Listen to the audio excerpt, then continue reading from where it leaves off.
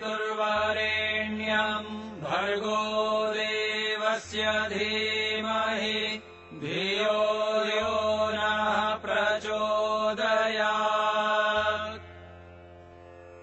ॐ भूर्भुवः स्वः तत्सवितुर्वरेण्यम् भर्गो देवस्य धीमहि।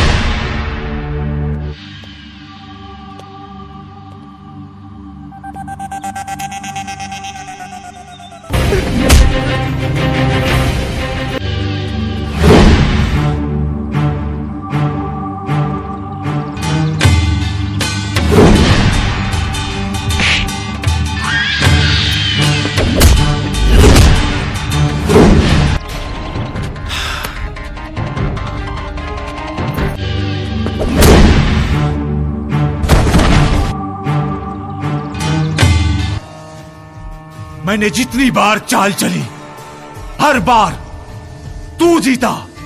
बचपन से लेके आज तक गौरी से प्यार करता रहा। तूने उसको भी छीन लिया। आज तुझे मैं जिंदा नहीं छोड़ूंगा।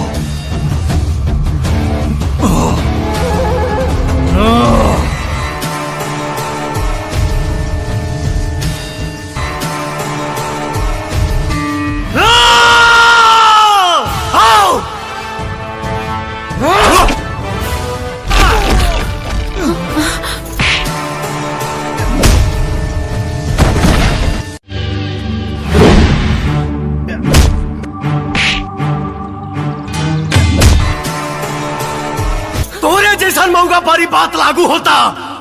एक कोठे वाली एक लड़के से बोलती है कि जाओ तुम अपनी माँ का कलेजा निकाल के लाओ, तो मुझे विश्वास होगा कि तुम मुझसे प्यार करते हो।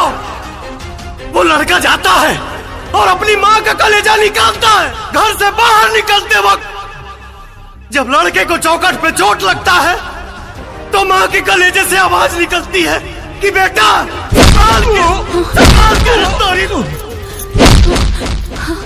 और वो लड़का कलेजा उस कोठे वाली के पास लेके जाता है तो वो कोठे वाली बोलती है कि अरे भावा माधर जात, जो तुमको पैदा किया जब तुम उसके नहीं हो सके तो मेरा क्या होगे, मेरा क्या होगे।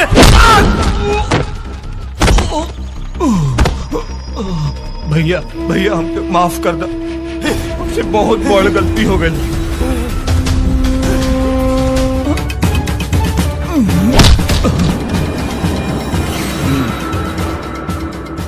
दिलों में जिंदा वही रहता है जो अधर्म से लड़ता है, वरना मरने के लिए तो सभी पैदा होते हैं। सही कहल गई बात। पूत का पूत हो सकता है लेकिन माता को माता नहीं हो सकती। जो माई के पास